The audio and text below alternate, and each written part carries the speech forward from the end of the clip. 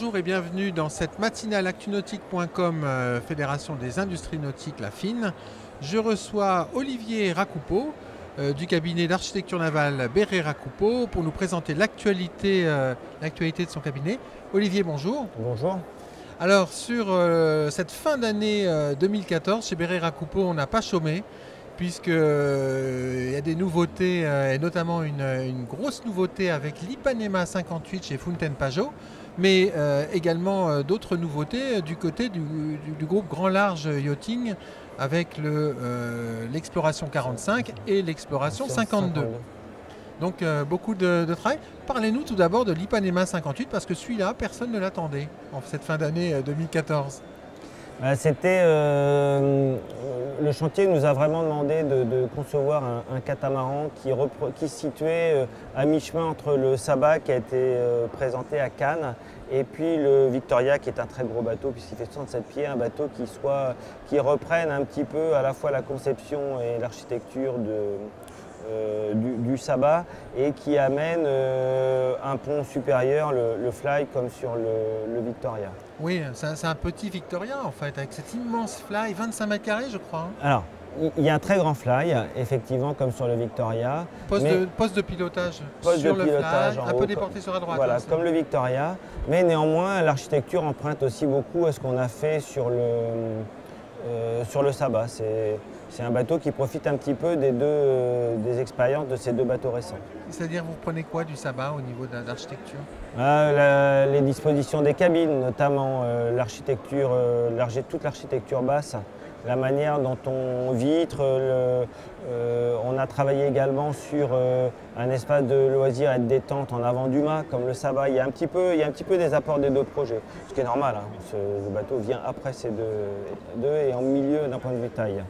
Avec un Fly qui a un très beau design, qui s'intègre bien dans la ligne et deux montées très, très élégantes. Hein. Alors c'est un choix. Bâbord et tribord. C'est un choix de développer une circulation efficace dans le bateau avec deux escaliers, ce qui permet d'intégrer la circulation dans le Fly, dans la vie du bateau, dans toute la vie à bord.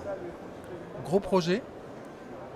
Oui, 58 pieds, oui, c'est déjà un gros projet. Un projet comme l'Ipanema 58, c'est combien de mois de travail pour un cabinet d'architecture?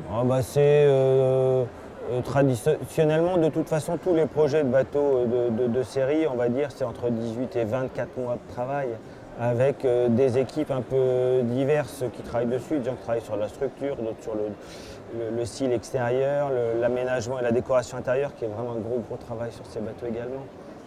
Alors l'autre actualité, on voit l'Exploration 45 chez Garcia, le bateau qui a été imaginé pour répondre aux besoins de Jimmy Cornell, et le 52 qu'on verra l'an prochain à Paris d'ailleurs, qui sera exposé dans un an tout juste à Paris. Alors quelle a été la difficulté du projet Exploration? Parce que c'est un bateau qui est quand même pas ordinaire.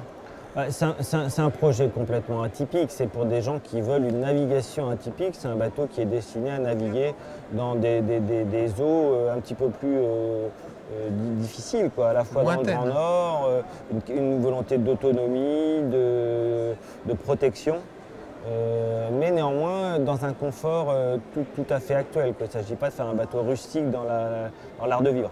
Oui, parce qu'il doit aller loin avec des propriétaires qui resteront longtemps à bord. Ils vont vivre sur leur bateau. L'idée, c'est de leur amener le même confort qu'il y a dans n'importe quel bateau. Qu'est-ce qui est compliqué sur ce type de projet? Tout appréhender, c'est-à-dire imaginer l'imaginable, l'inimaginable? Non, mais il y a beaucoup de choses, il y a plein de choses qui sont un petit peu différentes. Il y a déjà le côté panoramique qu'on n'a pas dans tous les bateaux. 220 degrés, je crois. Hein. Ouais, à peu près, ouais. De disposer d'une salle machine très accessible, depuis l'extérieur, avec une porte étanche. Oui. Et puis disposer également de volumes de rangement importants parce que c'est des bateaux qui vont devoir naviguer en autarcie complète, donc de pouvoir stocker à la fois de la nourriture mais du matériel d'exploration. Ça peut être des skis, ça peut être des choses qu'on ne trouve pas dans d'autres bateaux par exemple. Tous les bateaux, voilà. Ça c'est sûr. Une paire de skis sur un bateau, ça sert. Au Spitzberg, ça peut servir. Ça peut servir. Alors, vous avez un autre projet sinon en cours, c'est un one-off qui va être... On vient de concrétiser un projet de catamaran composite. Ouais, de Alors, 4 mètres. pouvez-vous nous en parler un petit peu, sans dévoiler les grandes lignes? Très rapidement, on est au début du cycle d'études, mais c'est un bateau en composite, assez léger, avec des dérives. Grande taille, 24 mètres. donc un yacht. Oui, c'est un yacht. Ouais. Et puis des projets actuellement qui sont en cours de développement pour des clients en Asie. Avec des clients en Asie. Si vous deviez définir, Olivier Racoupeau, la patte, le style Béré Racoupeau, c'est quoi le style? C'est difficile de parler de style. On fait des bateaux qui sont quand même certains bateaux très dissemblables, quoi, entre l'Octio qui fait 9 mètres chez Vauquier, des catamarans à moteur, des Fountaine Pajot, des bateaux Est-ce qu'il y a un Beneteau. lien qui les réunit tous peut-être? Le lien, il est sur la démarche qui reste toujours malgré tout pleine de similitudes. C'est-à-dire, vous avez il y a un créneau, un ADN Alors, ADN, c'est peut-être beaucoup dire, mais ce qui est sûr, c'est que les choses qui me touchent dans un bateau seront les mêmes, quelle que soit la taille et le cahier des charges. C'est la manière de l'interpréter qui va changer, mais le fondamental va rester le même. Quand vous avez rejoint le secteur de l'architecture navale, c'est quelque chose qui vous tenait à cœur, mais si je ne m'abuse, vous aviez plutôt une formation dans l'aéronautique. Vous auriez pu faire des fusées, des jumbo jets, et finalement vous faites des yachts et des bateaux de plaisance. J'avais pas typiquement une formation qui me prédestinait à ça, bien qu'il y ait quand même énormément de similitudes entre l'aéronautique et le bateau, sur l'aérodynamique, sur l'utilisation de volumes assez étroits. Et il y a un truc qui est assez rigolo, c'est que depuis quelques temps, on commence à faire de l'aménagement d'avions privés. On a fait des sièges pour l'aménagement intérieur pour le président de la Malaisie ou des choses comme ça. Donc je reviens un petit peu à mes bases. Vous n'avez pas commencé par Southampton, vous? Non, pas du tout. C'était pas encore connu, c'est ça? Ouais, c'était pas très connu, mais on a dans notre équipe, on a 3 personnes qui sont issues de cette formation. Donc une grosse partie du collaborateurs qui ont fait cette école. Qu'est-ce qui vous a conduit à aller dans le nautisme? Comment vous avez découvert les bateaux?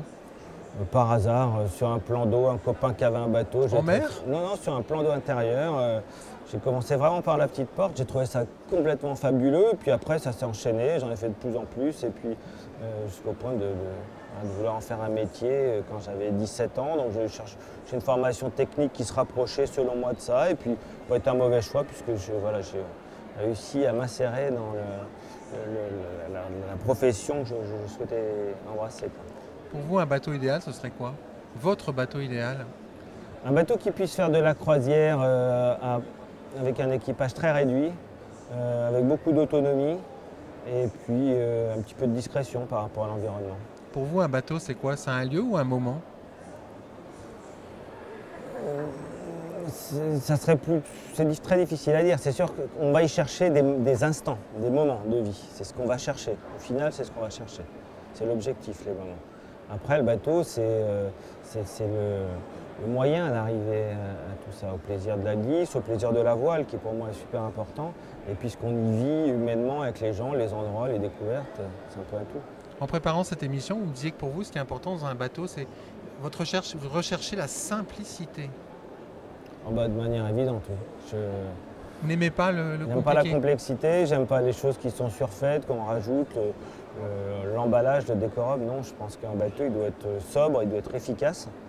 Et sobre parce que ça vieillit bien?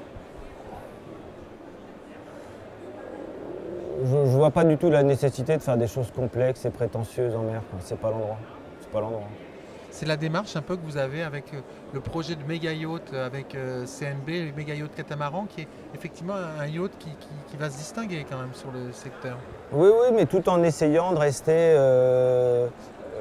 assez sobre. Les motoryachts sont un petit peu différents parce que l'art de vivre, je prends quand même beaucoup l'ascendant. Mais effectivement, c'est un bateau qui est très ouvert sur la mer. Vous parliez de moments tout à l'heure, c'est un bateau qui est destiné à vivre des moments marins. Extraordinaires. Voilà. Après, il faut l'emmener dans les bons endroits. Sachant que vous me disiez aussi en préparant cette émission que vous aimez les bateaux qui sont marins, hein, c'est pas des... Oui, parce qu'à la base, je fais beaucoup de régades, de compétitions.